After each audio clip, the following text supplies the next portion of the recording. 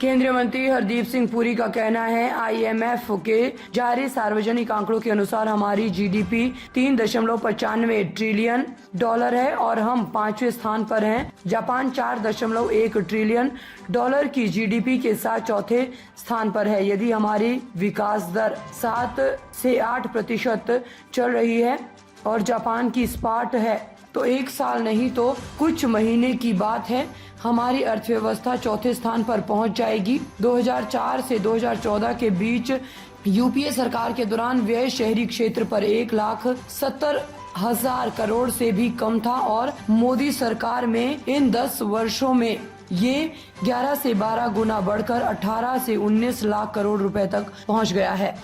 इस समय क्या नेशनल सिचुएशन है? जब माननीय प्रधानमंत्री जी ने दायित्व संभाला, मैं बात कर रहा हूं मई 2014 की, उस समय हमारी जो अर्थव्यवस्था थी देश भर में 11वें, विश्व भर में 11वें या 10वें स्थान पे थी। आज वो चलती चलती चलती 5वें स्थान पे है।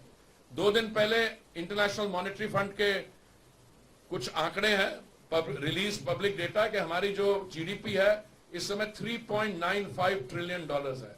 3.95 ट्रिलियन डॉलर और हम 5वें स्थान पे हैं। और चौथे स्थान पे है जापान, जिसकी GDP है 4.1 ट्रिलियन। अगर हमारा रेट ऑफ ग्रोथ इस समय 7-8% चल रहा है और जापान फ्लैट पे है तो it's a matter of a few months if not a year कि हमारी अर्थव्यवस्था जो है एक्सचेंज रेट को लेके ये चौथे स्थान पे पहुंच जाएगी। और मोदी जी के अगले टेन्योर के दौरान ये डेफिनेटली हम विश्व भर की 3 अर्थव्यवस्थाओं में से भारत एक होगी। आने वाले समय में क्या करना है मैं समझता हूं, अगर 10 साल के आप आंकड़े देख लीजिए, मैं आपको कुछ फिगर्स देता हूं और आने वाले 5 साल में ये ज्यादा बढ़ेगा। कैपिटल एक्सपेंडिचर, हमारा कैपिटल एक्सपेंडिचर क्यों जरूरी होता है कि उससे बड़े इंफ्रास्ट्रक्चर प्रेजेंट बढ़ते हैं। 30% हर वर्ष बढ़ रहा है। इस समय हमारा कैपिटल एक्सपेंडिचर जो इंटरिम बजट भी हुआ था थोड़ी देर के लिए, उसमें 11 लाख करोड़ से ऊपर था। मैं आपको अर्बन स्पेंड पे बोल देता हूं। जब कांग्रेस की और UPA की सरकार थी 2004 और 14 के बीच में, सारा जो एक्सपेंडिचर शहरी क्षेत्र पे, अर्बन स्पेस पे था, मिला के 1,70,000 करोड़ से कम था। और हमारे 10 साल में, मोदी साहब के 10 साल में ये 1,70,000 करोड़ से चढ़ के ये पहुंच गया है 18-19 लाख करोड़, 11-12 गुना बढ़ा है। हमारी मेट्रो सिस्टम इस समय 945 किलोमीटर है। आने वाले 2 साल में 1000 किलोमीटर और बनने से विश्व भर में second largest metro system in the world होगा हमारा।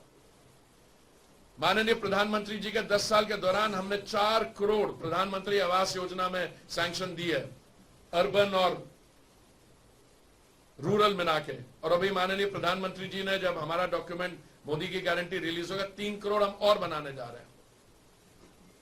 आपने पेट्रोल प्राइसेस की बात की। दुनिया भर में पेट्रोल प्राइस पिछले कुछ सालों में, हमारे जो दक्षिणी एशियाई के आसपास के देश हैं जैसे श्रीलंका, पाकिस्तान, वहां पेट्रोल और डीजल के प्राइसेस 70-80% बढ़े हैं। कनाडा, ऑस्ट्रेलिया, UK, यूरोप में, यूनाइटेड स्टेट्स में 30 से 40% बढ़े हैं। भारत में कम हुए। क्यों? क्योंकि 2 बार, नवंबर 2021 में और मई 2022 में, माननीय प्रधानमंत्री जी ने जो केंद्र की तरफ से सेंट्रल एक्साइज ड्यूटी लगती है उसको कम किया। इससे पेट्रोल और डीजल के दाम 13 रुपए और 16 रुपए कम हो